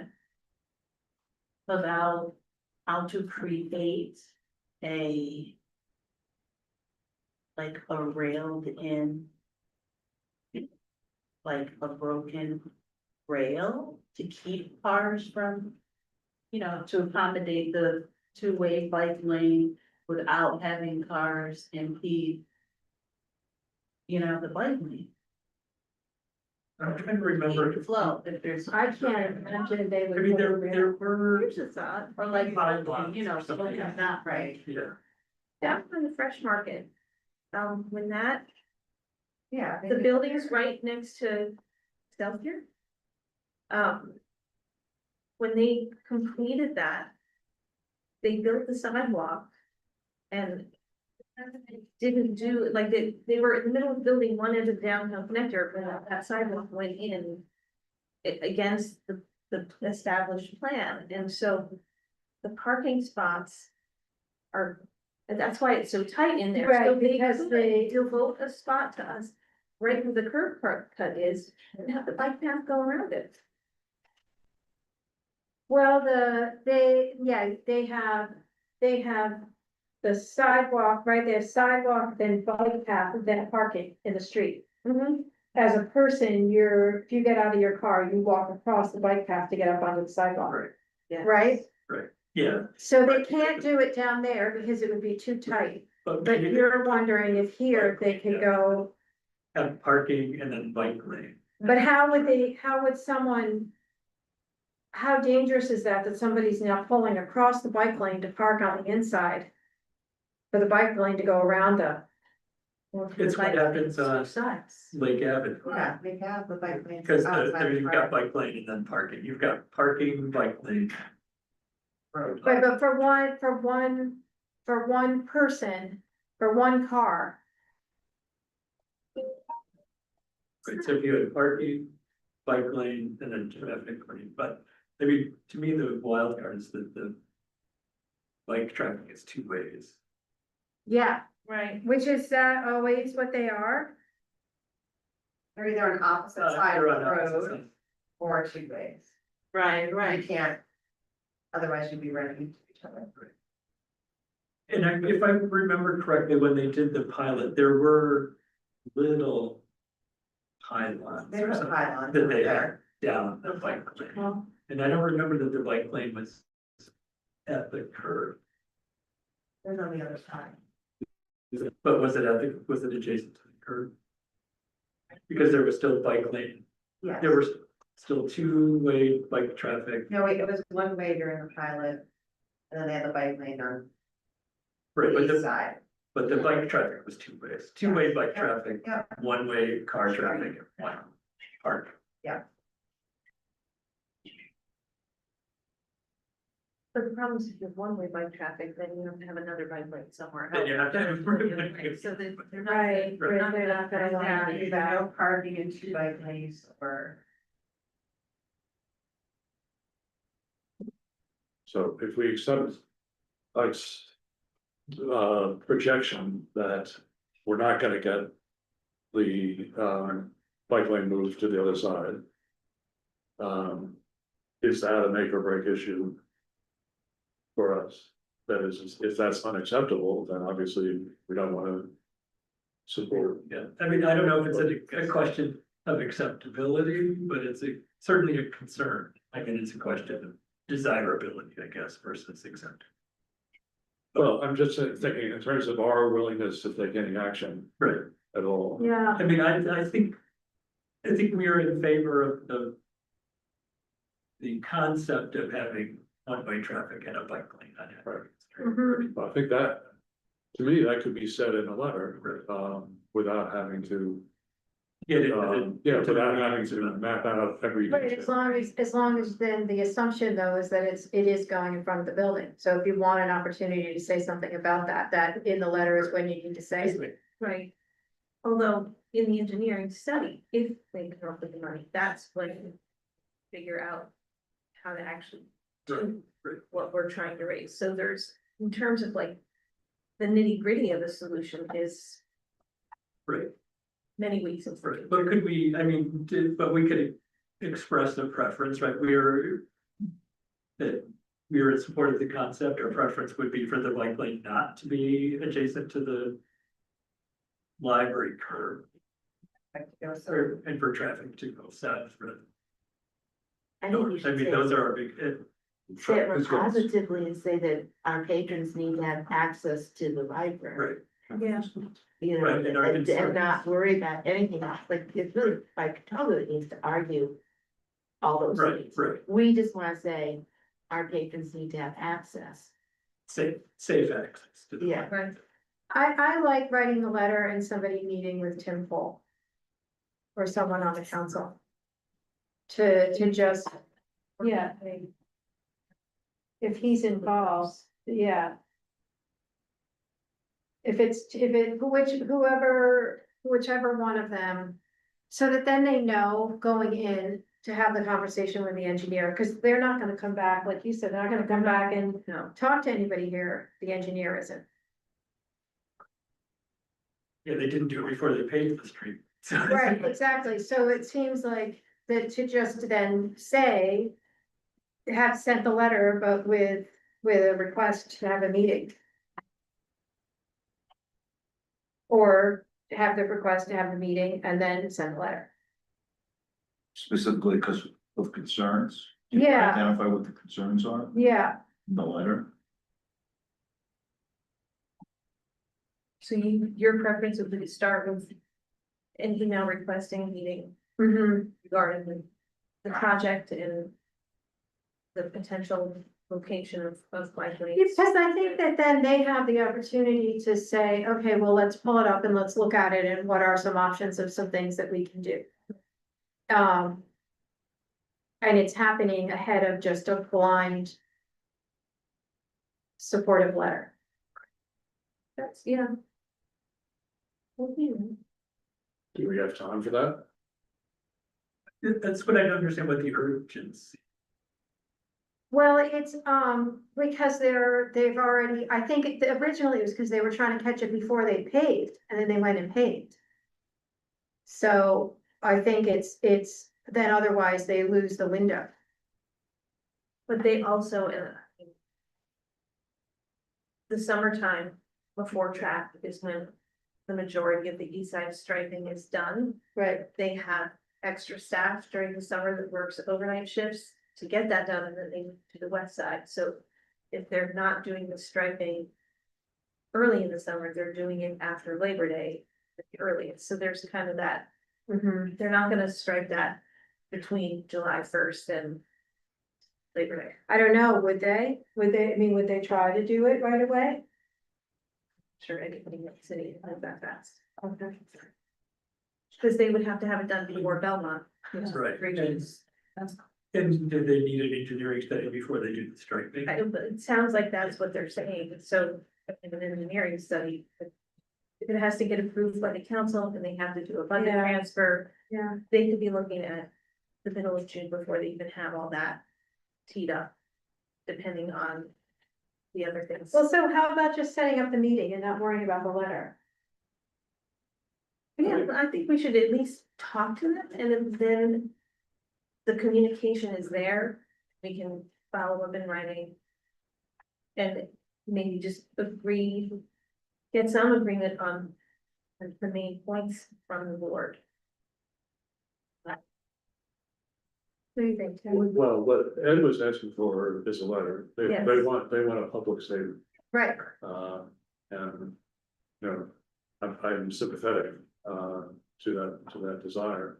And it seems in terms of the community role of the library to participate at that level in this conversation, especially given, you know, the library's leadership and sustainability issues. I think it would be appropriate to have a letter that they could show to the city council saying, look, there's this public support for the concept of a bike lane on Hampton Street. Right, I just can't figure out how you go backwards when we're supporting it, but actually we don't want it here. How do you say that in the Well, letter? that's why I was asking before, if, Are we happy if we get it, if you? yeah, if it's not- we're gonna say this, which side of Henry Street the bike lane is on is make or break, Right, then I think we don't write the letter. Right, but if we're willing to express support for the idea, and then we have some conditions, again, that we would express in the letter. But I'm not sure what we think those conditions are. Or are they conditions or, Right, you know, they're, concerns? right, I mean, I don't know if they, are they conditions or are they? A concern would be, you know, we had some misgivings. Right. A condition would be, we do not support this, if the bike lane. on the concern level is that people are gonna pull over and park anyway. And that's gonna, And- 100%, no matter which way the traffic goes, no matter where the bike line is. Right, and that's a safety issue and what do you do? That's to- not, yeah, that's not our thing, that's just gonna happen, no matter what. Right. But if it were parking there, that would be safer than if that were a moving traffic lane. Either of cars or of bicycles. If parking were on that side of the street, people are gonna park there, whether they're allowed to or not. It's safer to have parking there than it is to have that be a moving traffic lane that people are gonna park in. Right. I don't know.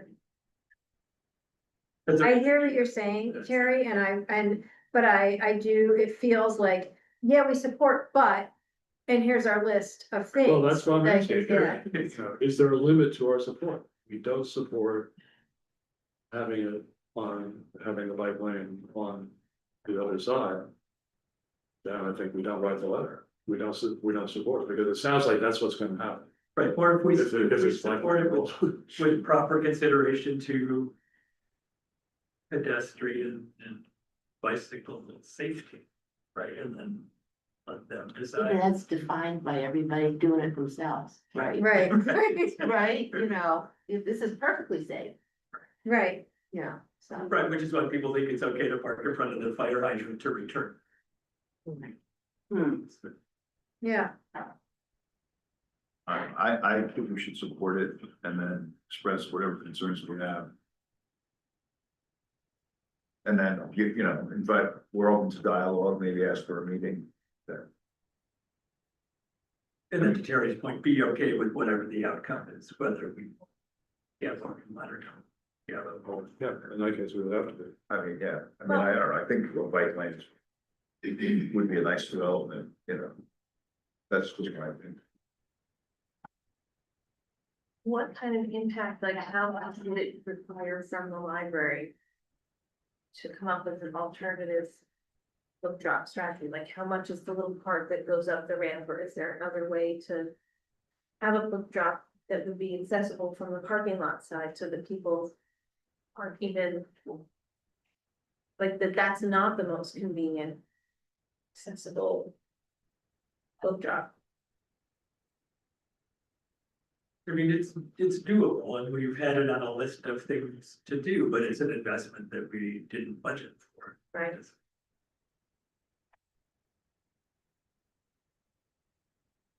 Yes, There is a drop right here, yes. at the top. at the top of the ramp, Right. but they're Right, saying but- that you have to get yourself all the way to the top of the Yeah. ramp, this one is easier to get to. Yes.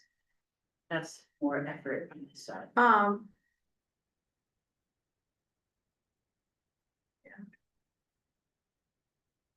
mean, it's not an outrageous investment. When we looked at it last time, it was $15,000 to $20,000. Well, But it's not insignificant, but it's not nothing. yeah, and it's not, was that the top, I mean, like, would that be the top of the list if we were gonna just be looking at what we're investing in this coming year? Who even knew that that would be the one that has to move to To the top. the top is a way, I mean, it is a thing that people ask. But you're right, because there are alternatives, I mean, because there are ways for people to turn. That's why we haven't, it's why we thought it might be a good project for the participatory budgeting to put it out there and let people rank it Yeah, and see what happens. and see what happens, and it didn't. Frankly, come, Well, and in the end, and in the end, there's no nobody participatory. got funded, so. Right, yeah, so.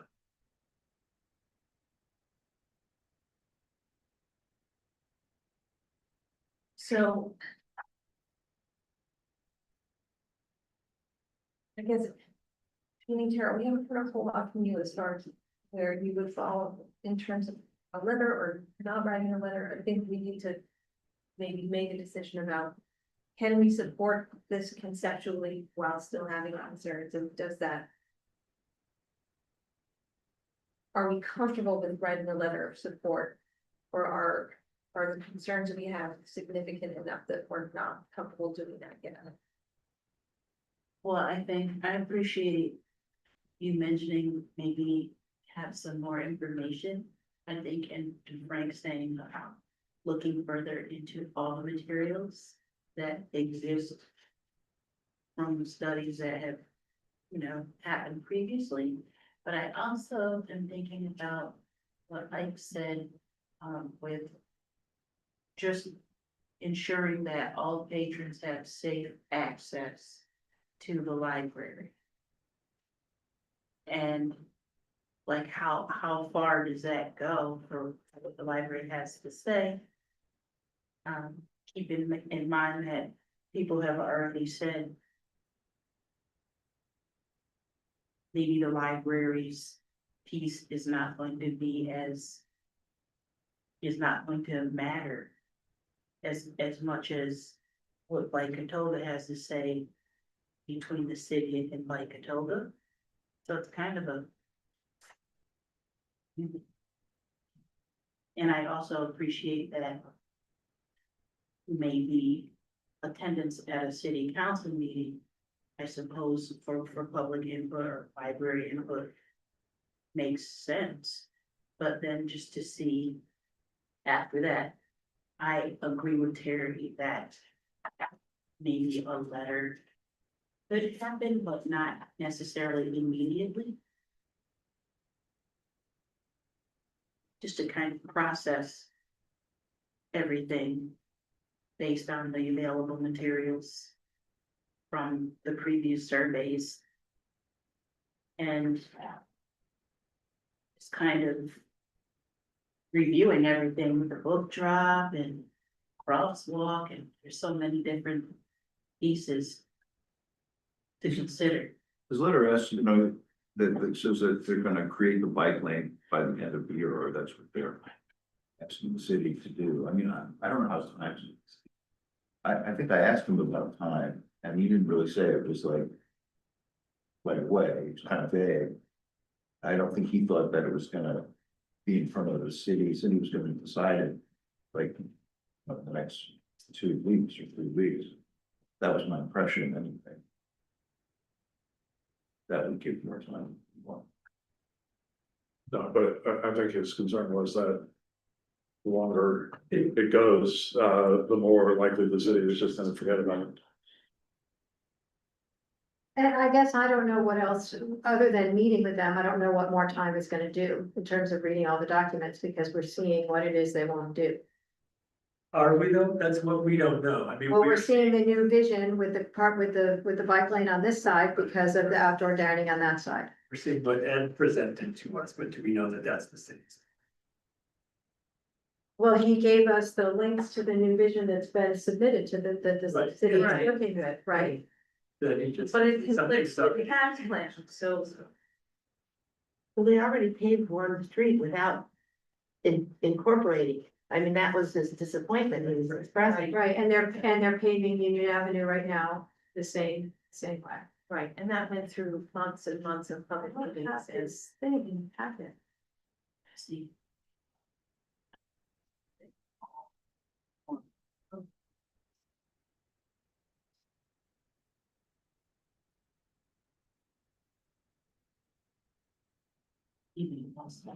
Well, my only other thought is that if we're doing nothing, either way, we have to tell Ed.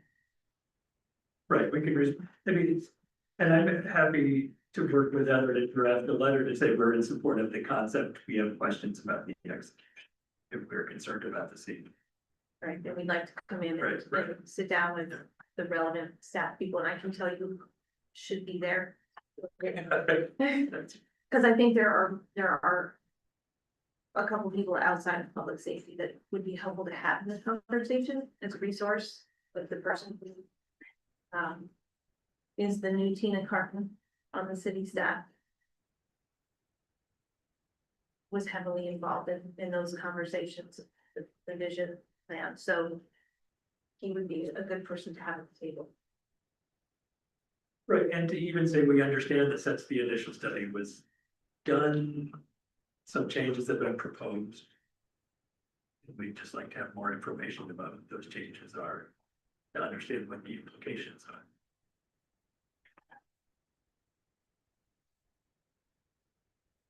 Where did you go?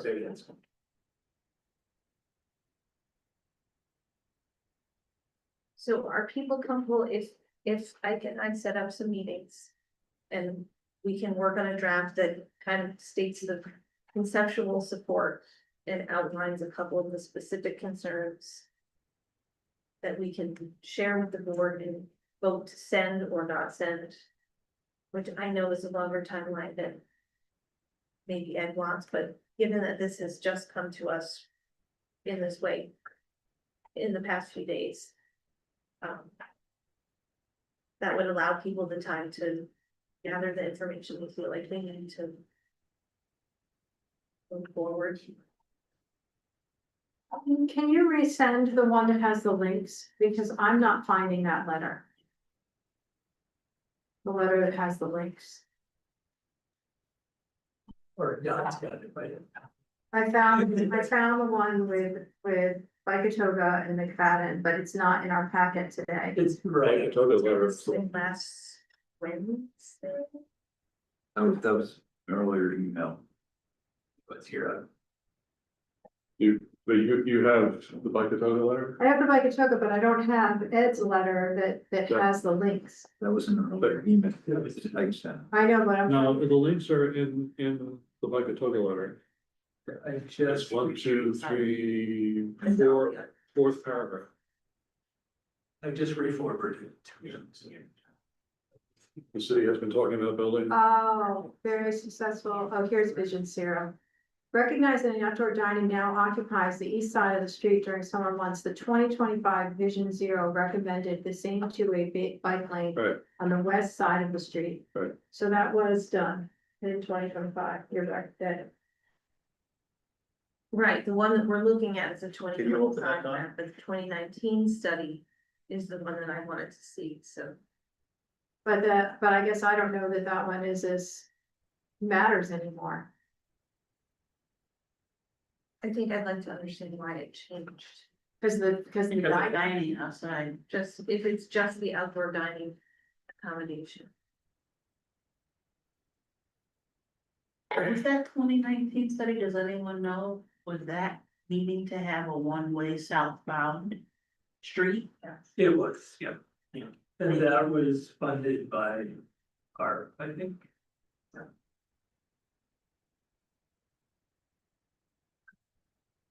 All right, so here is.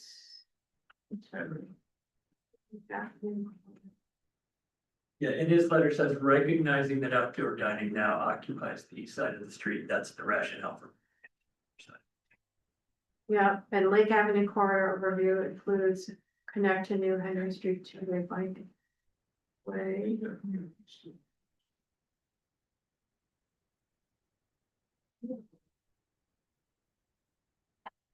just wanna see if there was anything else. Henry Street. So there it is, Lake Avenue east of Henry Street, no? Henry Street. Is that right? Yeah, but so that's all they said. The only, oh, here, the next image has the picture of the pilot.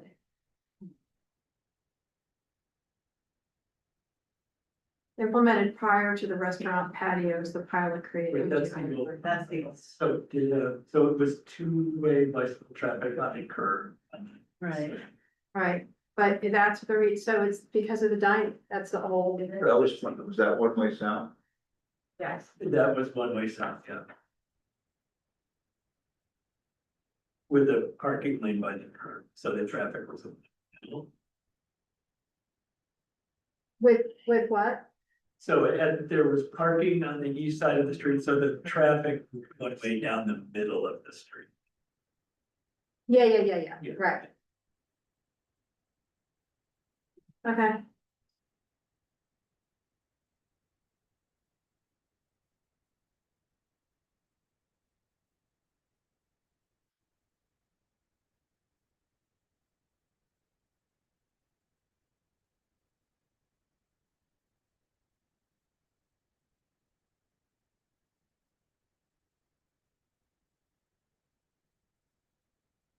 So do you want a motion?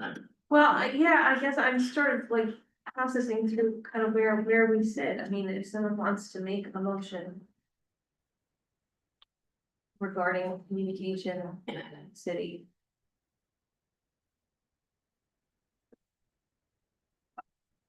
I would move that,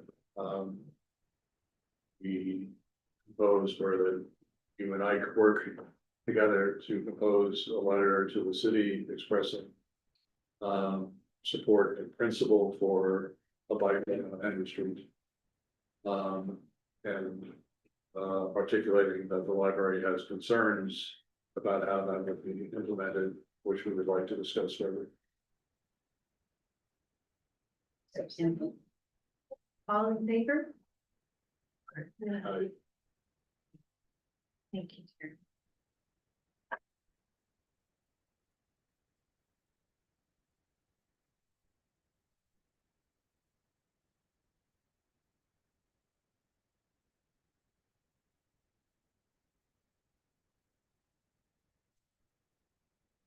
Are we having executive sessions? Sharon?